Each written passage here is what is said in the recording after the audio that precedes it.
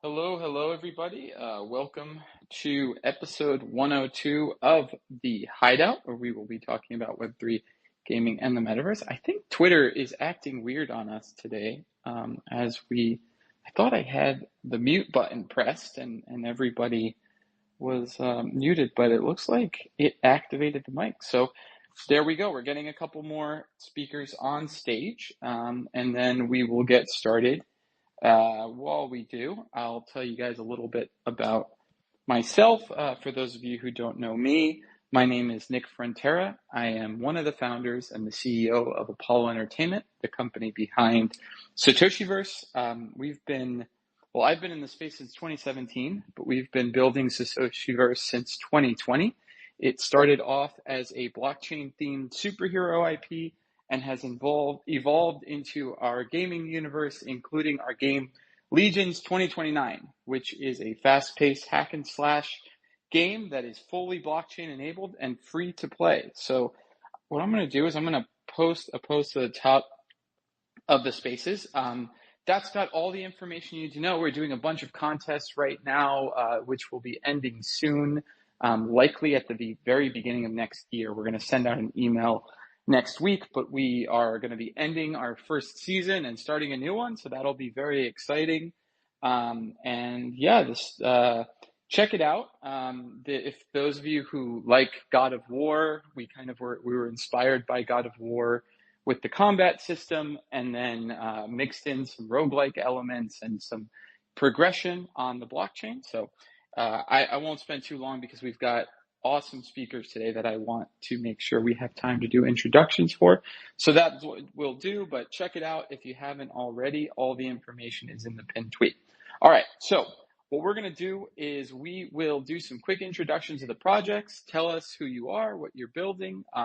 If you have anything that is illustrative, a video or whatever it might be, feel free to pin it to the top of the spaces so that people can see if you have trailers or gameplay.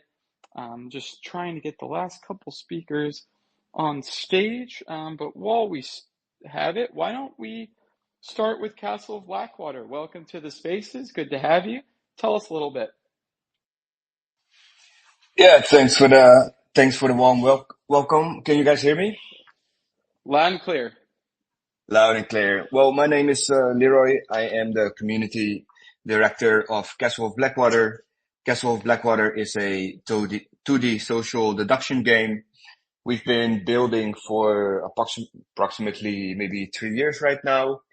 And to make the long story short, we are preparing for the Steam launch in 2025. So that's Castle Blackwater in a nutshell. Amazing. Well, I'm excited to dive in a bit deeper, and congratulations on the upcoming Steam launch. Let's Appreciate go it. over to absolutely. Let's jump over to Rish at Superworld. Welcome back. Hey, thanks so much for having me. It's really great to be part of your community and the Hideout. So I'm co-founder and CEO of Superworld. Superworld has been around since 2017. We're a virtual world mapped on top of the real world about your real life. So our focus is, building a virtual world that enhances your real life, as well as the idea of all of us being able to own a decentralized virtual world that can positively impact Earth and humanity. So what we do is we bring gamification into real life activities, real life businesses, bringing real life businesses virtually as well as physically. So everything you're doing in your real life is part of Superworld, because Superworld covers Earth and is all around us. It allows you to have an unlimited number of filters on the world, as well as we divided Earth into 64 billion blocks. So you can actually own real world locations on Earth and be able to monetize from activity that happens there virtually or physically. So that's our vision.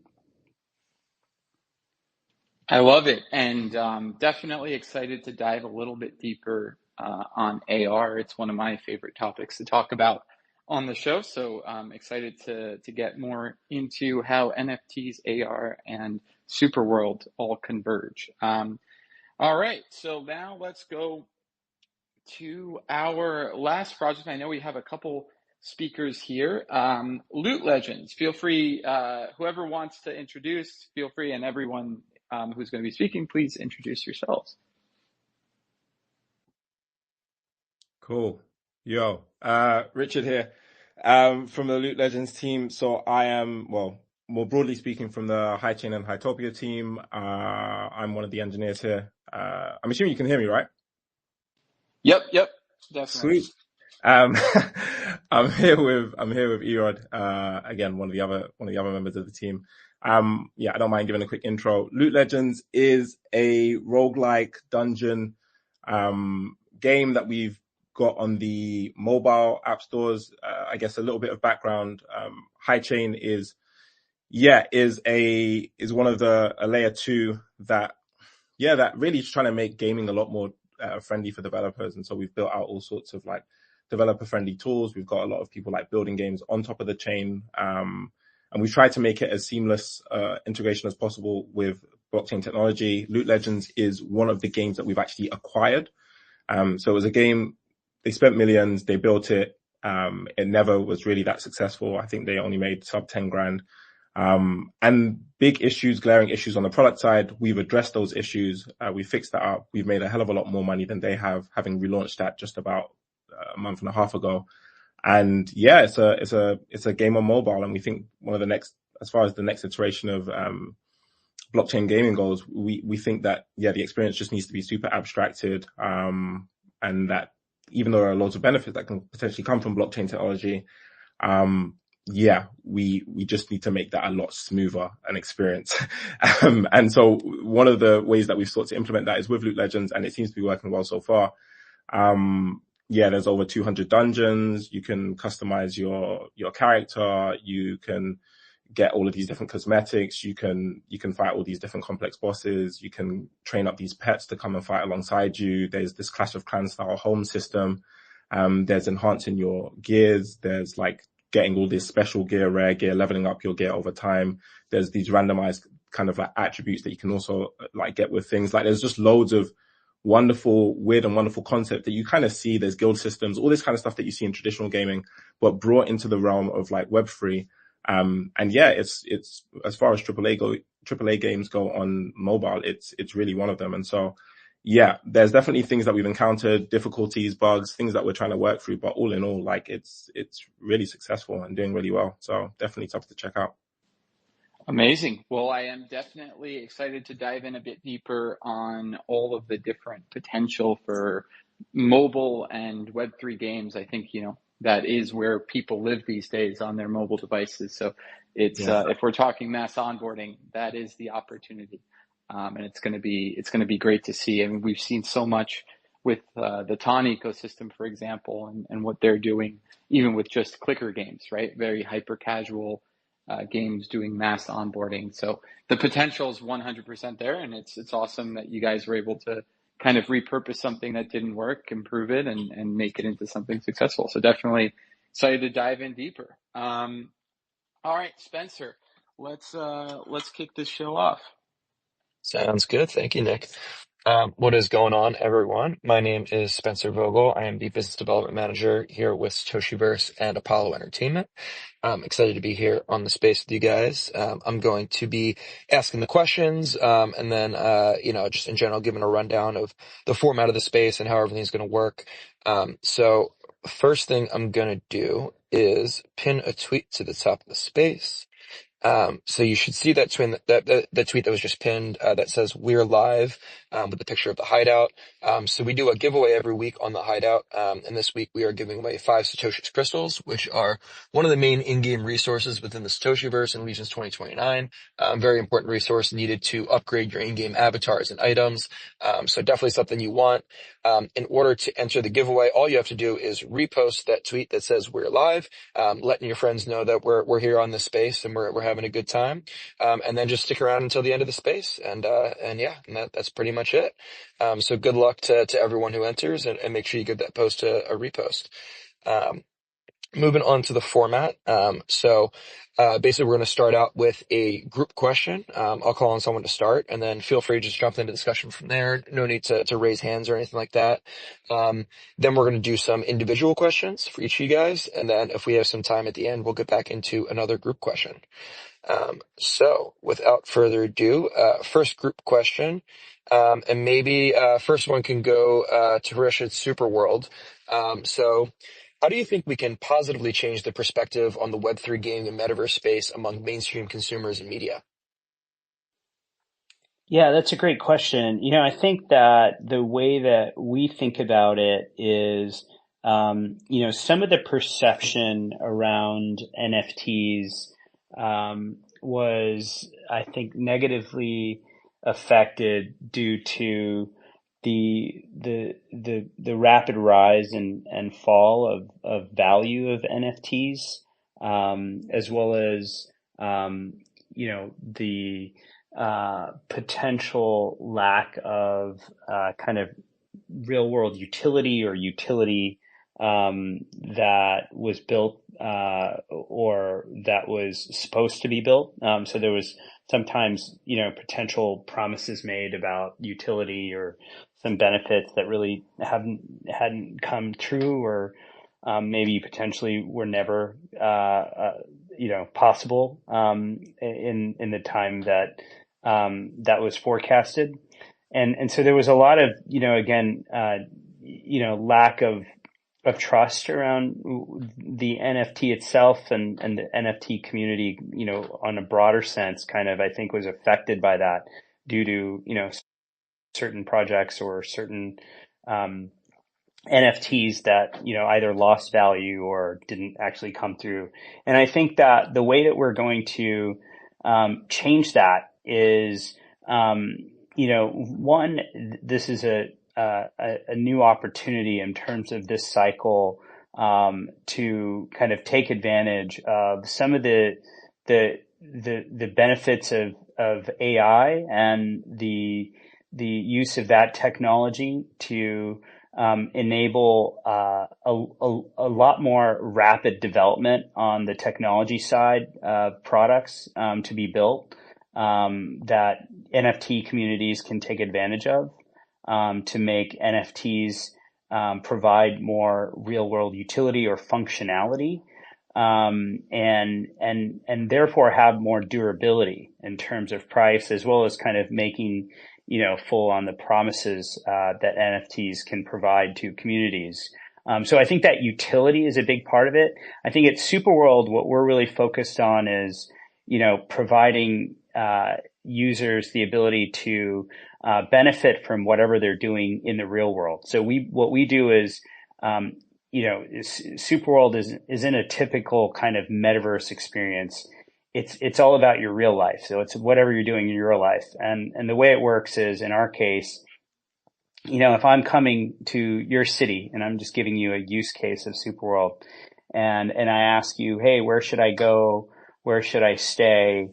What restaurants do you recommend? What coffee shop should I, work at, or co-working space, or what's your favorite, clubs, or what events are happening this week? A lot of people would answer that question by sending out maybe their Google Map links, or maybe they'd send over an Instagram link or TikTok links to locations or businesses that I should check out. And, the problem with that is, if I click on your Google Map or your Instagram links, I don't really benefit. I'm not getting any points or any potential benefit from clicking on those links. I could look at the name of the restaurant you recommend and go somewhere else and book it. You're not benefiting. So you're not monetizing when you share content with me about places you recommend, and things to do. So you're not monetizing from my activity. You don't even know if I've gone to any of those places you've recommended to me.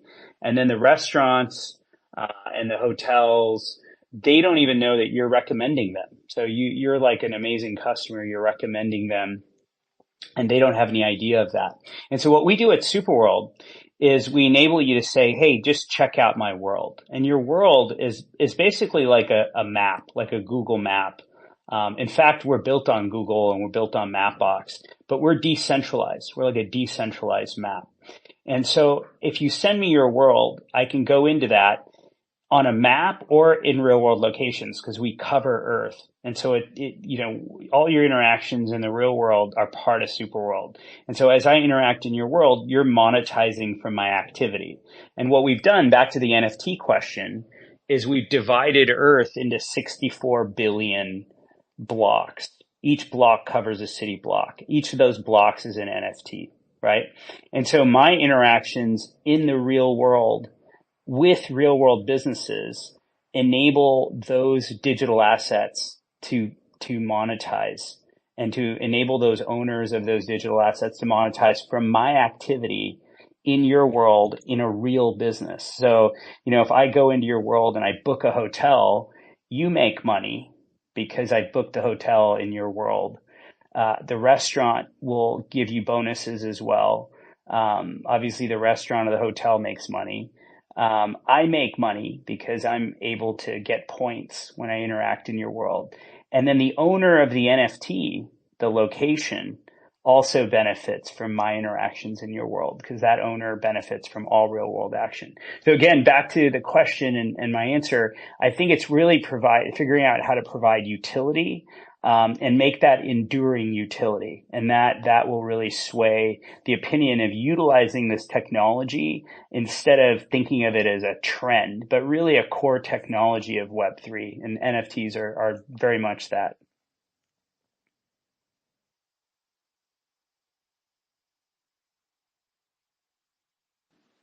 Anyone else want to jump in?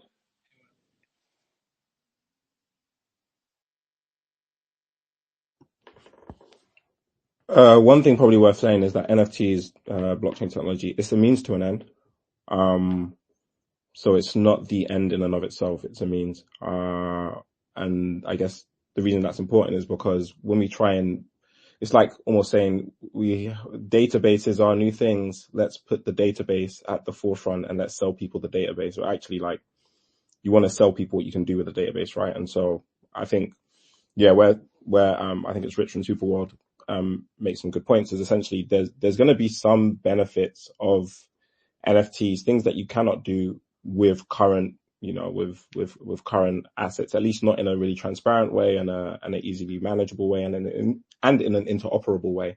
But yeah, it's a means to an end. And I think seeing how that gets deployed in real world spaces, whether it's like, point systems, loyalty rewards, and making that tokenizable, like, things that you can turn into tokens or something that you can monitor like your rewards, like accurately, in a way whereby there's longevity, or if there's an expiry time on it, it's trackable.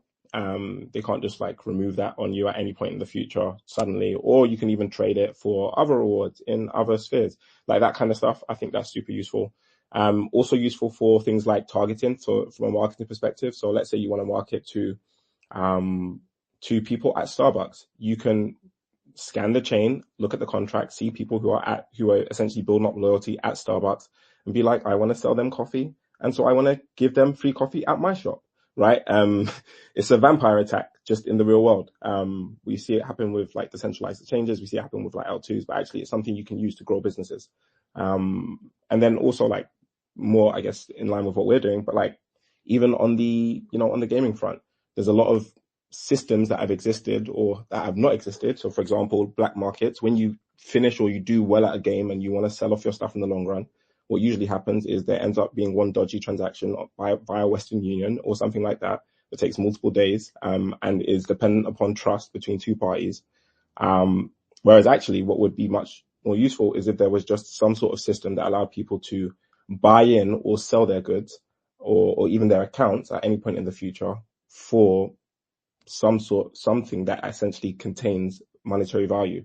And whether that again is an NFT or whether that's like turning your assets into NFTs in game or selling your account for some sort of token, that kind of stuff I think would be particularly interesting because crypto in that sense actually removes some of the dodginess and functions in the way that it ought to function, peer-to-peer, trustless ecosystem where people can essentially exchange goods. So that would be useful. Yeah.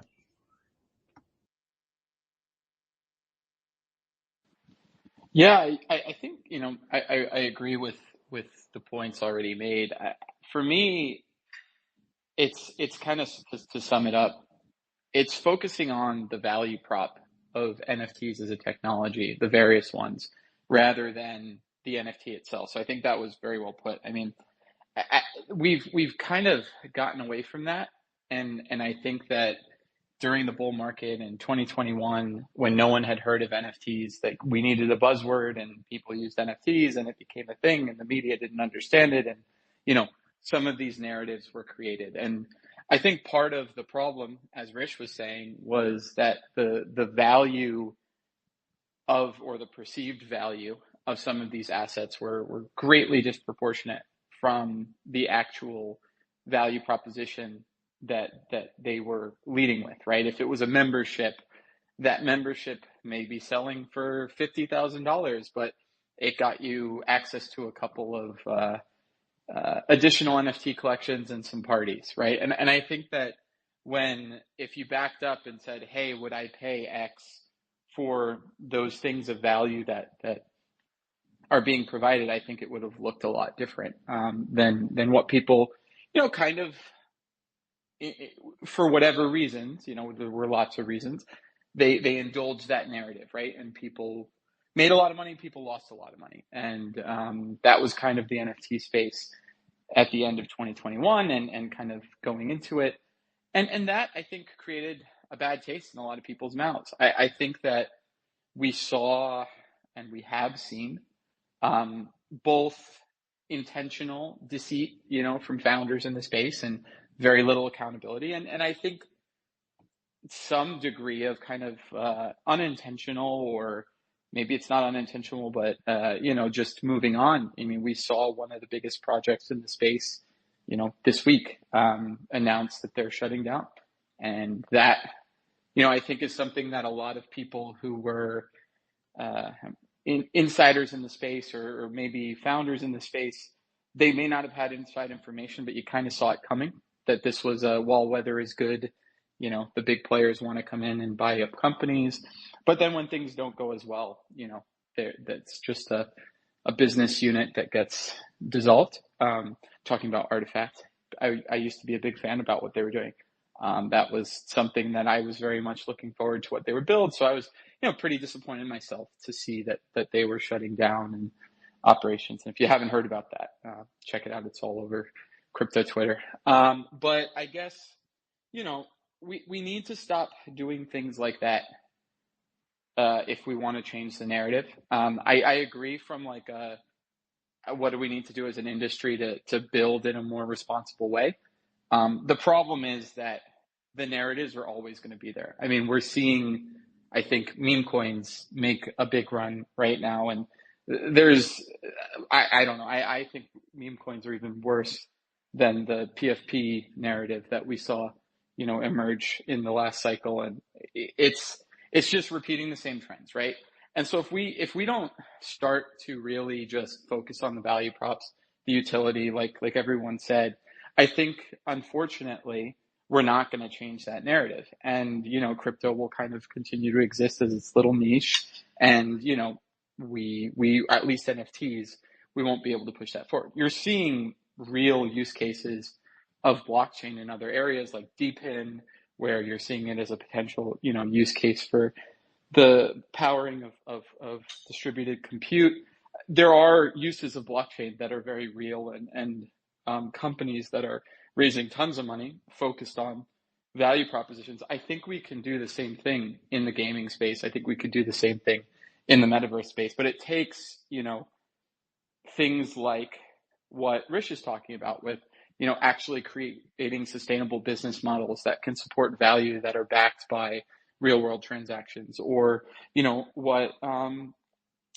what we were talking about with the fact that it can be incorporated into games as a means of selling the product of hundreds of hours of gameplay and having a vehicle to either sell the items or the account without having to go to a black market type of exchange. So I guess that's a long-winded way of saying I totally agree. I think the only other thing that I would add in terms of just the changing the narrative and putting a a more positive spin on what we're doing. I think we need to, as an industry, hold bad actors accountable. I don't think that right now the regulators or even the lawyers are doing a great job of making sure that, bad actors are being held accountable, and we seemingly continue to reward bad actors in this space. And I think that we just need to, as an industry, evolve past that. I think it's going to take time. I think there's a lot of people who see their friend who made a ton of money investing in a meme coin, and they know that it's dodgy and sketchy and whatever, but they're going for it, right? They're trying to make that moon bag, and then, a lot of times it doesn't happen, is what it is. But I think we need to start, like what was said, we need to start treating this as a technology, as a means to an end. And the end should be providing value, not necessarily as a vehicle for unregulated gambling, And so I think, yeah, I have strong opinions on this one, being in the space for so long.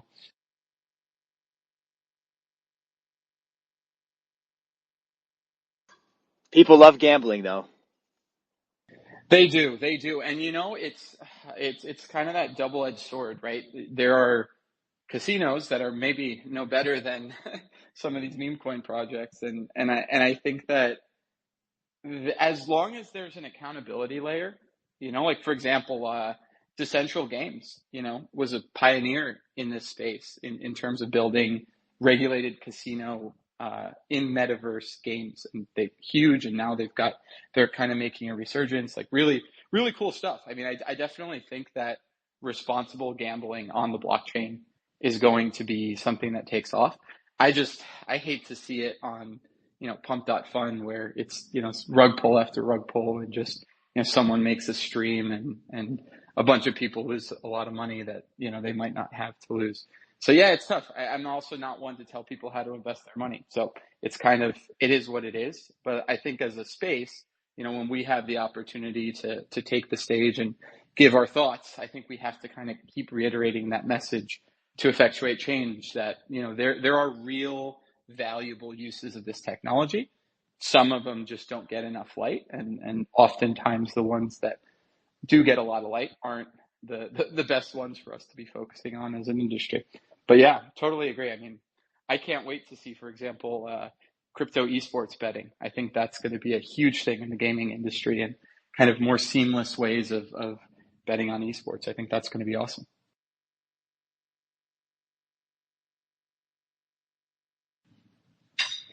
Spencer, you want to take us into the individuals?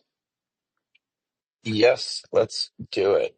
So first individual question here is going to go to Hrish.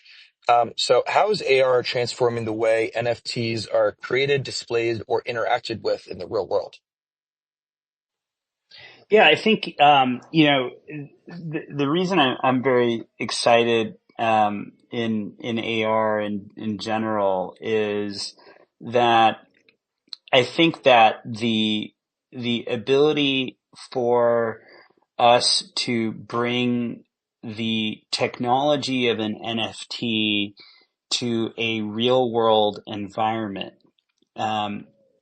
creates, an interesting dynamic, in the sense that when you can bring value, whether it's an NFT, a piece of art, or if it's some type of utility NFT, maybe it's a product, maybe it's an experience, whatever it happens to be, when you can bring that into a place where people are already living, there's places in the world where people can view this content because it sits in a real world setting in AR. There's this kind of persistence of that location, meaning there's a value geographically of a location. So if you think of some place like, South Beach in Miami, or Times Square, or, any popular place around the world, there's a persistence of value in that location because people travel there, people are there, there's an interest in that location geographically. And when you can use augmented reality technology and combine that with NFTs, now you don't have to take people to another location. They're in the location already, and then you're bringing the technology in the form of an NFT in this case to that location with AR. And the persistence of the location, meaning the fact that there's always interest there potentially on Earth, it adds value. And the previous question was like, hey, how do we bring value to these NFTs? I think one way of bringing value is like this kind of continuous demand or interest. And in Superworld, why this is interesting to us is there's places in the world that are interesting to everyone. And so, for you might be the place where you grew up, or someone else, it could be the place where they go on.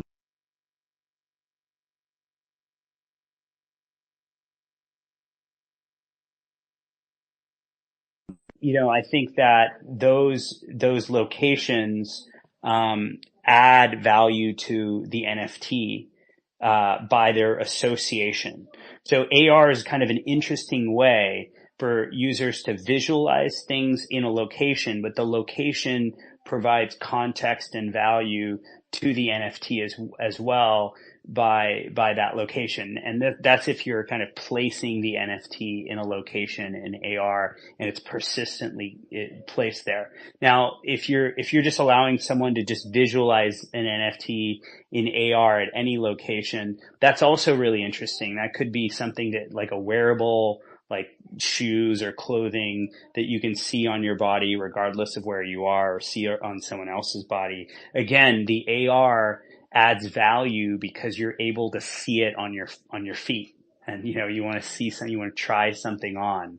And so AR has this kind of interesting property because it connects to the real world, and the real world has this kind of intrinsic value. So I think, as we think of combining technologies, immersive tech and blockchain has a very strong synergy for that reason. And particularly, when you break down immersive tech, VR and AR, you break that down into AR takes the contextual value of the location that you're looking at it and adds that value to the NFT. So I find that super interesting. Yeah, definitely. And I mean, it's interesting because we've had a different, people working in the kind of the intersection of AR and blockchain in the past. And I think it's always an interesting thought process on how this evolves, right? And I'm curious, I mean, if you don't have a answer right away, don't worry about it, because I know this wasn't on the agenda, but I'm curious, how do you see kind of the race to be the platform, or will it not be like that, right? Because I mean, one would imagine that Apple's going to have their own AR overlay on the real world, and then Android devices will, and then you're going to have apps like Superworld that'll have kind of their state of AR over the real world.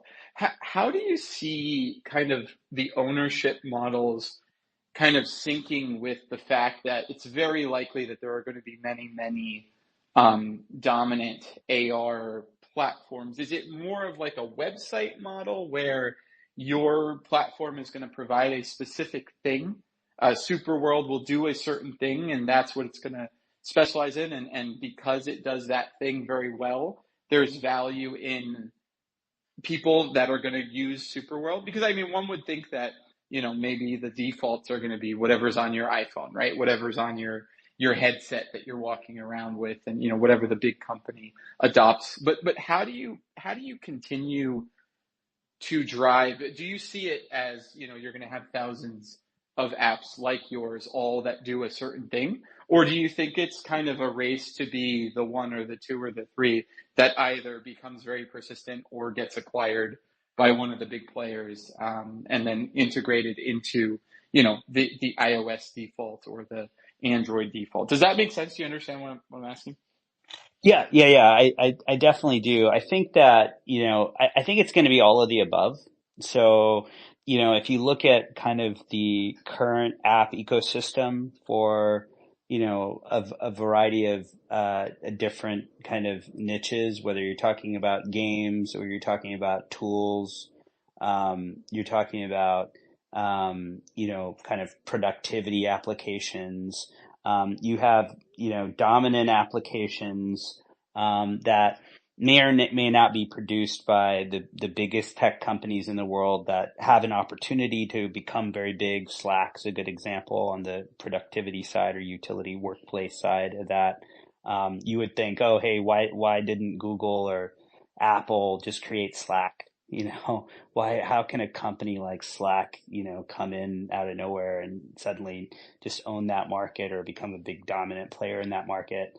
And don't get me wrong, Microsoft has a product there, and there's other Google has a product there, right? I mean, most of us use Google Docs or Google Drive or Google Email, but Slack is still a product. So, I think that there's going to be there's going to be a lot of vertical players. There's going to be horizontal players in the market. As it relates to how we think about the AR overlay specifically, I think the way that we think about it at Superworld is we're really partnered with all of those companies. So we're built on Google, we're built on Apple, we're partnered with Niantic, we're built on Oculus, we're built on Ethereum, we're on Polygon, we're building on a couple of other protocols as well. We're launching a token on probably another protocol. So we're a cross-platform world. We're pretty agnostic. So if you want to come on to Superworld and you have an Android phone, we're on the web. So you just go to us on the web on any phone. And, we're launching another mobile app soon, but again, that'll be cross-platform as well, beyond Apple and Android. So we try not to restrict ourselves with any specific technology or platform. And, in terms of kind of use case there, like I said, I think all of those are opportunities, for companies. In our case, when you mentioned ownership, we think of that as like a community as well. So if you own Superworld, if you own part of Superworld, you're a super citizen, you own part of the Superworld community, and then you're creating a world, which is kind of like a map, and bringing users in, and, brands can create worlds. And, it's kind of like a social network. It's kind of like a decentralized Google map. But we're built on Google, we're built on big maps. So I think part of our strategy is the fact that we're really just partnered with all of the major platforms. We've integrated with Matterport software. On the mobile side, we're integrated with ARKit and ARCore from Apple and Android. So again, I think that, ultimately there's going to be a lot of players here, but as it relates to, let's say, for what we're doing in virtual real estate, if you own virtual real estate in Superworld, now you've become a stakeholder in Superworld geographically, but you don't have to do that. You can, again, just build a world and use it on the web and share it using, WhatsApp, or share it using, Google email or whatever. So it's, you don't have to download the app. So we try to kind of, be very user centric and very agnostic on the technology side. So try to partner, and not disrupt any of the major players, but just partner with all of them. That's our strategy. Thanks. Yeah, no, that makes a ton of sense. It was put much more eloquently by you, but yeah, I totally agree. That makes a ton of sense. All right, Spencer, back to you. Sounds good. All right. Next individual question. Let's go to Leroy. So as a community manager, what do you think are some of the best strategies for onboarding newcomers into Web3 projects, but then also keeping them engaged over time? Hey, Spencer, that's a very, very good question. I believe the key to onboarding newcomers to Web3 lies in making the process completely frictionless. Because one of the biggest challenges right now is that blockchain technology feels a bit complex to most people, especially to newcomers. So the goal should be to create an experience so seamless that users can actually bypass all of those complexities and directly enjoy the benefits that you offer. So we think that the first step is lowering the initial barrier. Once that is achieved, then the focus shifts to highlighting the advantages Web3 offers in an engaging way. For instance, you could give users a free NFT, though you should not call it an NFT maybe, but rather call it a collectible. And imagine they log into the game, they find a collectible already tied to their account and unknowingly have a wallet created for them in the background. As they engage with the platform, they can earn assets, such as by playing for a certain amount of hours, completing certain achievements, and then later realize those assets hold any value. Then you can show them how they can trade or how they can sell these items, perhaps for a small amount of money, let's say 20 or 30 cents, a euro or whatever your currency is. We think that this approach helps to build awareness, to their time and effort in the game has led to something of value, and that they can participate freely in a secondary economy, which is a core Web3 concept. So, by focusing on this awareness while keeping all the complexities, what a fucked up word, complexities hidden, you create a strategy that not only draw newcomers into Web3, but also keep them engaged. So I think it's about presenting them the values and not all the technical difficulties. Sorry for my English. No, I think that was very well put. I totally agree. Kind of having fought this battle now for the last couple of years ourselves, there's a Yeah, lot that we can do as an industry, especially now, right? Trying to abstract away the blockchain in a blockchain game back in 2021 was good luck, right? That was an interesting challenge. But exactly. now, we have a lot of these tools that are being, pre-baked from pre-created by third parties, and that developers can just adopt them, right? And they integrate with Unreal Engine, they integrate with Unity. There's all these plugins, so it's awesome, because I think what we're starting to see is just Web2 developers who are focused on building great games or great apps or whatever it might be, but want to integrate blockchain. They're able to do that in a more seamless way, and instead of leaning into kind of the scammy dynamics that have persisted in some early Web3 games, you start to get real fun games that incorporate Web3 in a more seamless way. And so instead of the Web3, they're really leaning into the value prop, right? The open marketplace. I think eventually interoperability, we talk a lot about interoperability on the space, and there's usually kind of the same theme as we're still a far way away from it. I do think personally that is going to be one of the biggest doors that Web3 opens, and I think that if we're talking about how this all becomes more interesting to users, I think the ability to use even just aesthetics from one game to the next is going to be very appealing in certain cases, and is going to make people feel like they own something other than just an in-game asset, right? And start to give Yeah, more meaning to exactly. the term ownership. So yeah, I think you hit the nail on the head.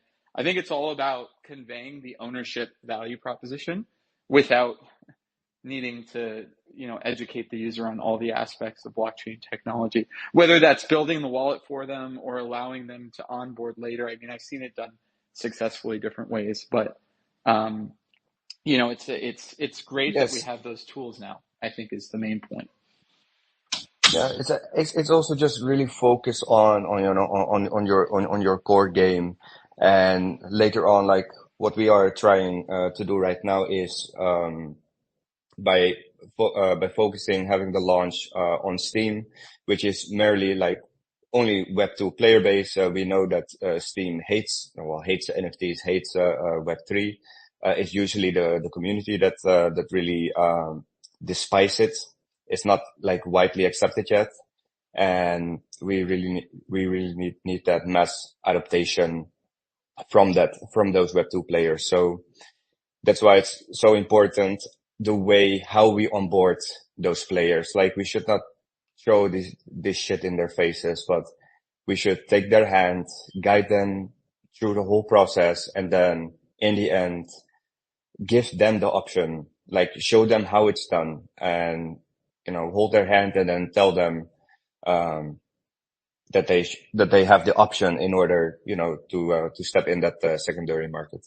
Yeah, absolutely. And I think we're going to see a little bit of that change as well, especially on the high fidelity gaming side. You're already seeing Sony make a play, in the blockchain space. I think eventually Steam's going to change their tune that they're singing, and we'll see even blockchain integrated into console games. And I think that's when we're going to see the big boom of high fidelity Web3 games. But I think that's actually a great segue into our next question, because I think right now we are about to enter into kind of the wave of Web3 gaming for mobile. And I know we've got experts on here. So Spencer, go ahead. Awesome. Yes, the final individual question here is going to go to Loot Legends. And the question is, what do you think are some of the greatest advantages and disadvantages to developing mobile games for Web3? Cool. Eric, I don't mind. You can take it. I can take it. Yeah, I guess that means I take it. Yeah. I'll say before we jump in, or maybe Eric, you can take it. But before you answer the question, just to Castle's point, which I think was super sick. Yeah, we've been going through that exact same thing. We've had to abstract away wallets and all that kind of stuff. We've had to make it so that people, if they go to like a guest login on a mobile game, for example, because people actually just hate things like signing up. They hate things like having to create stuff, much less learn how to manage wallets and all that kind of stuff. They don't even want to log in. And so we've had to go through the process of removing the whole login flow, and making it so that you silently go straight into your game. And that game, once you get in, you can play it, you can interact with it, you can engage in it. Obviously, you can spend money in app, but you can also go to our website and purchase things via the blockchain if you're already privy to, and financially aware about how that kind of stuff works. But yeah, all of the interactions with the blockchain are completely abstracted away.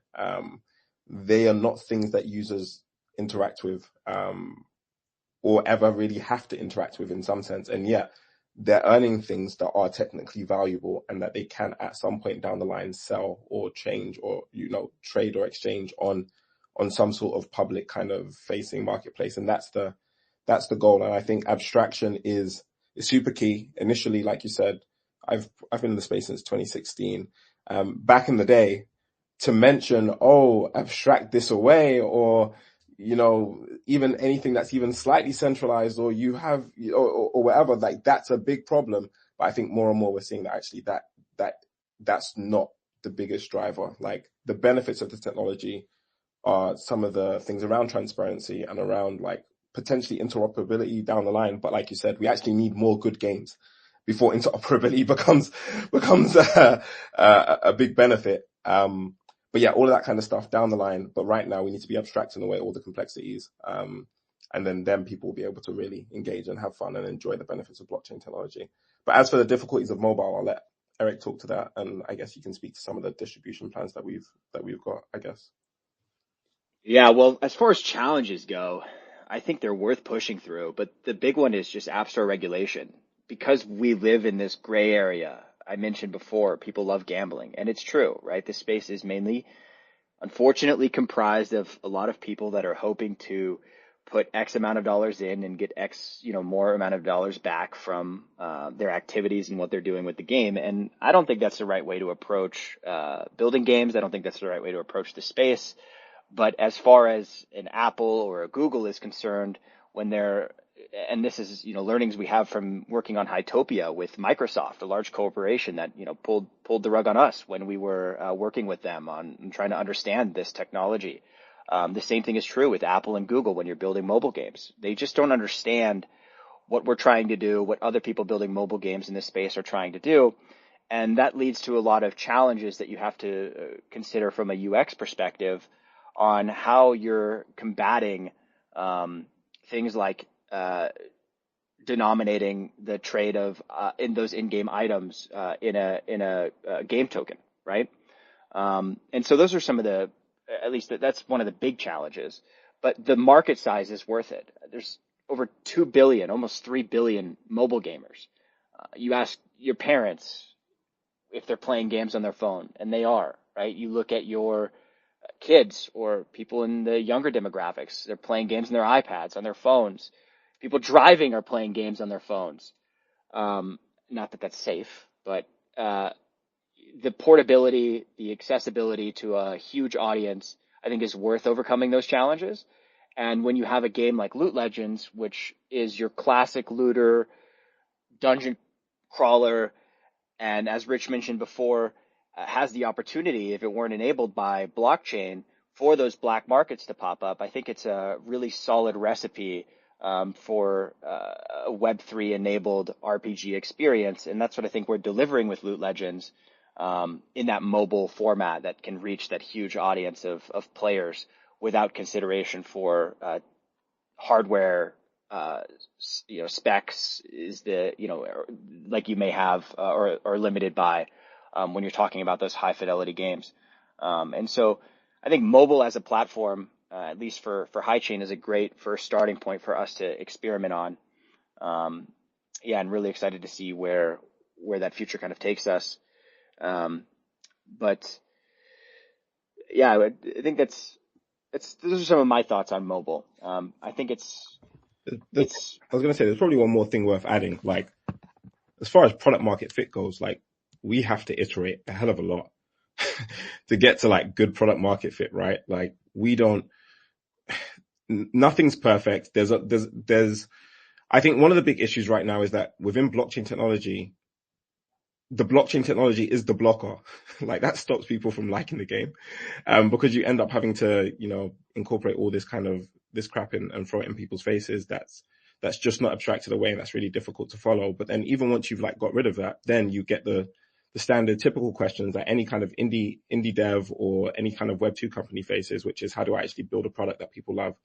And that's just the question of product market fit. And then you're also trying to incorporate your blockchain features within that kind of sphere. How do we build games and, monetize things and allow like trading systems and all this kind of stuff in a way that people love? And we're constantly having to iterate, and things will go wrong. And I think we're happy with that. The main thing is just that we're learning with every kind of tweak and iteration that we make, and that informs things. And with the number of acquisitions that we've done as a team, we've got more games that are coming along the way, but there's learnings that we can carry from Loot Legends into those games, whether they're on Telegram or whether they're directly on HighChain, or whether they're like wherever, even if it's like outside of all of that and it's more like the Hytopia kind of side. We can take those learnings across the board and we can keep on reusing them, and I think that's really, really cool.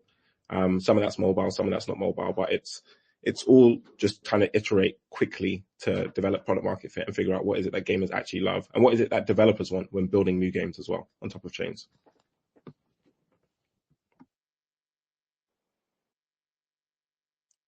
Awesome.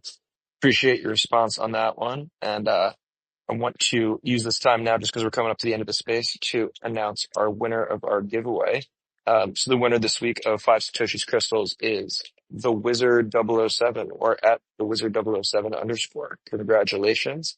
In order to claim your prize, all you have to do is go to game.legions2029.com, and then create a free account, and then send a DM to the Satoshiverse account with your username. And that's it. We'll drop the crystals into your account.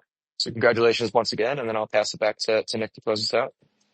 All right. Yep. Thank you, Spencer. Thank you to the guests for taking an hour out of your busy lives and joining us. It has been a great discussion that flew by as always. definitely looking forward to doing the same thing again next week with a new great panel. So if you enjoyed this, please do follow the Hideout account. What we'll do now is just give everybody a minute or two to kind of tell people where to find you. For us, if you're interested in high fidelity gaming, PC gaming, and you want to check out a free-to-play game that we've been developing for the last 2.5 years, all the info is in the pinned tweet at the top. The game is free to play, and there's lots of prizes if you make it up the leaderboard on speedruns. So definitely check it out. It is a game we're very proud of. And yeah, definitely would love to have everybody in the community. I guess let's do it in this order. Let's get Super World, then Castle Blackwater, and then Loot Legends to close us off, and then I will wrap up the spaces. Yeah, thanks so much for having me. It's been a real pleasure.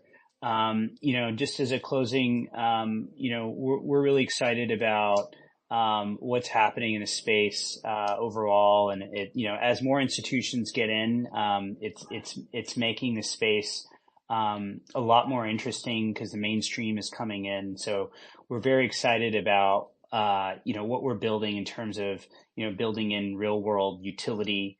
And enabling you to, create content in real world locations and show off your world to your friends and your audience and your customers so they can come into your world and learn about places you recommend, whether it's hotels or restaurants or things about your business. Again, using all this technology that we're talking about, whether it's Web3, whether it's immersive tech, AI, and bringing that to the real world. And so if you love our vision, come over and check us out. You can also, as I mentioned, buy real world locations you care about in Superworld and join us on our mission. Our mission is to enhance people's lives and to build a better world.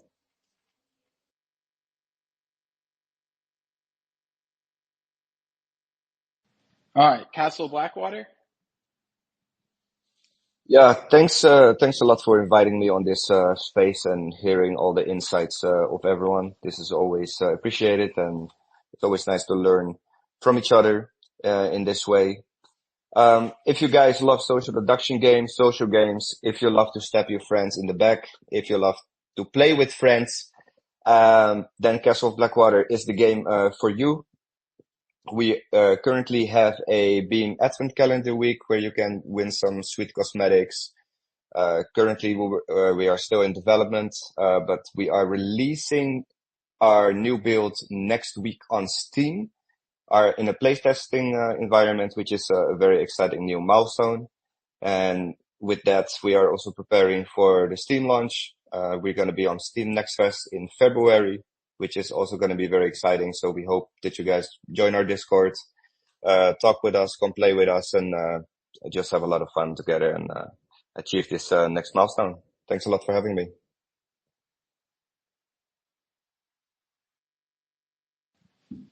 All right, and last, we'll kick it over to Loot Legends. Close us out. Yeah, thanks for having us. Really appreciate it. I'll let Rich get a couple words in here too, but if you like the classic looter game, dungeon crawler, check out Loot Legends. It's a really good time. We think we have the right formula for how we've integrated Web3 into the game in a way that enhances the player experience, and excited to see what everyone thinks. Reception so far has been positive. Space is great. Thanks for having us up. Appreciate it. Yeah, I guess my part, you can probably check us out, Loot Legends, at Loot Legends Game. It's the Twitter handle. You can also check out High Chain Games for if you want to find more of the games that we're essentially supporting on our chain. And then Hytopia GG is the final handle. All of this is in my bio.